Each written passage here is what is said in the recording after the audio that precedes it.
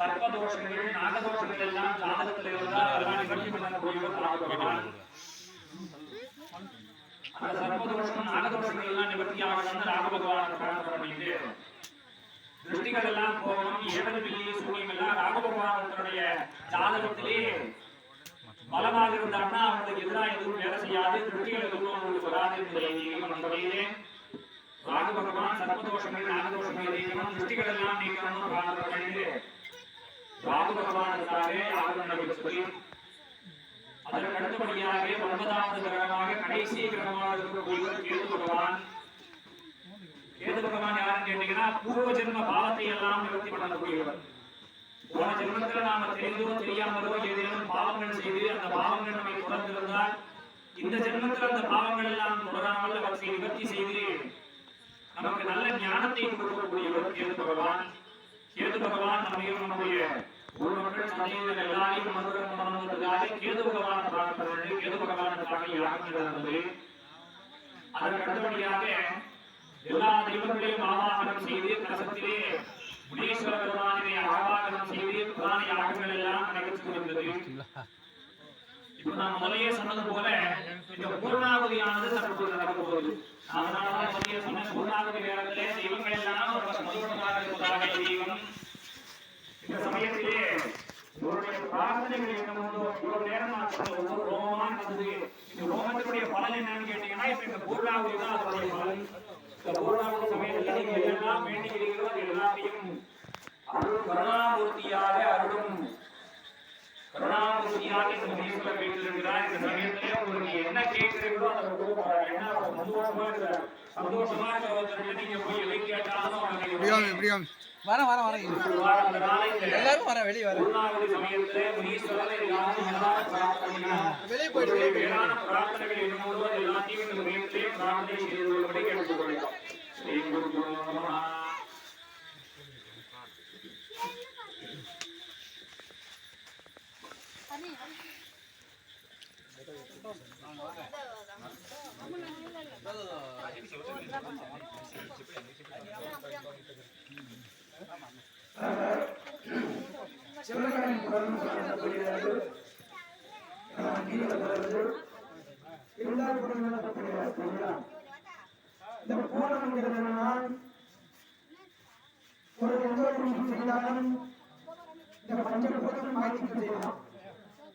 தேவர்களாகட்டும் சுவாமிமார்களாகட்டும் மனிதர்களாகட்டும் இந்த பூலோகம் எந்த லோகமானாலும் 5 பேரும் தான் உள்ள ஆட்சிக்காரர்கள் வச்சிருக்கான்.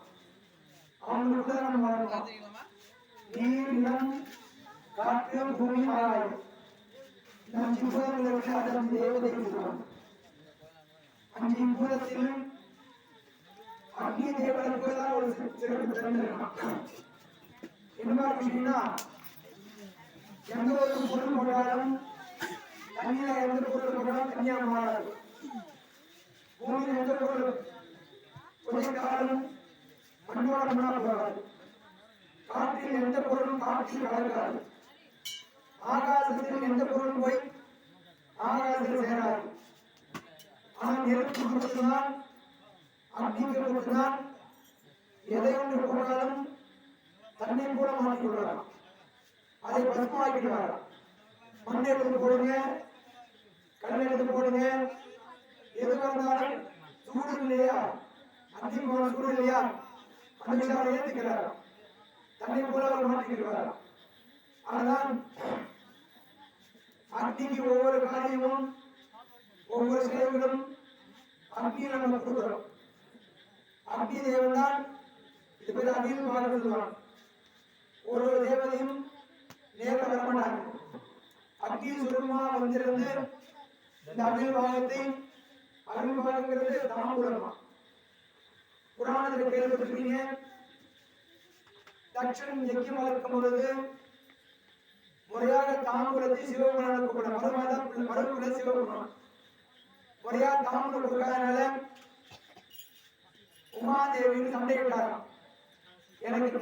எனக்கு அபிமானம் கொடுக்க இல்லாத இடத்துல இருக்கிறது அந்த விஷயத்தில் கலந்துப்பேன் மரபுல சண்டை விட்டார்கள். ஆனால் 2 பேருக்கும் போட்டி வந்துன்னா நடனம் ஆடினாங்க இல்லையா? இதன் மூலமா அந்த விஷயம் யார் பெரியவங்கிறது இதுல நடந்ததுதான். அதே போலதான் அக்னி தேவனுக்கு உதாரணத்துக்கு விநாயகர் பெருமானை வழிபாடு செய்யும் பொழுது அவரை அழைக்கிறோமா, அவரை அழைக்கும் பொழுது அக்னிக்கு தாமதம் கொடுக்கணும். அக்னி தேவனோட மனைவிதான் சுபாகம். 2 பேருமா சேர்ந்து இந்த யாகத்தில் போடக்கூடிய திருநங்களை வாங்கி தாமதமா வாங்கி அவர்கிட்ட கொடுத்து இந்த நேரத்துல இந்த கணத்துல அக்னி ரூபம் ஆவானம் பண்றாங்க.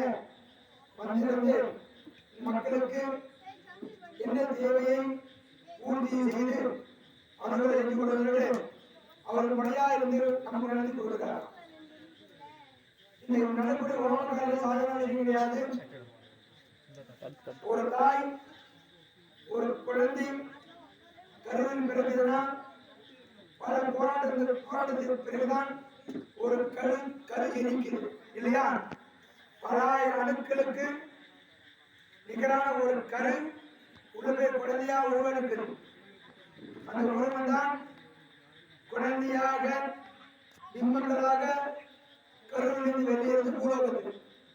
அதே போலதான் இப்ப சுவாமி முடிச்சு வைக்க போறோம். முடிச்சு எதுவும் இல்லை. யாகத்துல என்ன பண்ணணும்னா ஒரு தாய் இந்த மாதிரி இருக்காங்க, அதான் கலசம். சொல்லுங்க, கலசங்கிறது பின் உடம்பாக பாவிக்கிறோம். மேலும் நரம்புகள் நூறுகளும் நரம்புகளாக பாவிக்கிறோம். உள்ளே இருக்கக்கூடிய புனித நீர் நம்ம உடலோட உதிரம் என்ற அர்த்தம். அதுக்காக பாவிக்கும். அதுல ஏனைய வாசகங்களை கிட்டுவாங்கிறதுக்காக திரையில் விடுறோம். நல்லா புரிஞ்சுங்க. ஒரு குழந்தை உருவாச்சுன்னா சூழல் இருக்கக்கூடிய உணவை சாப்பிடக்கூடாதுங்க. நல்ல விஷயம் சாப்பிடுங்க, கெட்டதை சாப்பிடாதீங்க. இதெல்லாம் உடம்புக்கு ஆதாரம். அதே போல அந்த மூலிகை ஒவ்வொன்றும் ஒரு தன்மையுடையது. இந்த விஷயத்தை அவங்க ஆவானம் பண்றோம். கருவை உருவாக்கணும். இந்த காலம் கருவை உருவாக்கி அம்மாளுக்கான விஷயங்களை கொடுத்து கருவை உருவாக்கி மனுஷனை பிம்பங்களாக உருவாக்கியிருக்கிறோம். அதான் கலதங்கள். நாளை பொழுது நாடிங்கிறது சொல்லுவாங்க இல்லையா? ஒவ்வொரு மாசத்துக்கும் ஒரு அந்த குழந்தைக்கு கைகால் உருவாகணும். 6 மாசம் கழிச்சு அண்ணங்கள் உருவாகும். கை கால் முகம் பிம்பங்கள் உருவாகும். அதேதான் நாளை பொழுது நாளை காலையில நாடிங்களுடைய கர்ப்பப்பை மூலியமாக தொப்புள் கொடிக்கும் சொல்லுங்க குழந்தைக்கும் தாய்க்குள்ள வந்து தொப்புள் கொடி. அந்த கொடிதான் நாளை காலையில உயிரோட்டம் கொடுத்து அந்த இடத்துல பிம்பங்களை உருவாக்கி சுவாமிக்கு உயிர் கொடுக்கிறது. கருவை பிம்பங்களை உயிர் கொடுத்து கைகால்களை உருவாக்கத்தை செய்து நாளை கூட கருமுறைப்பாடு செய்து இந்த புனித நீர் விடும்போது நல்லா புரியுங்க.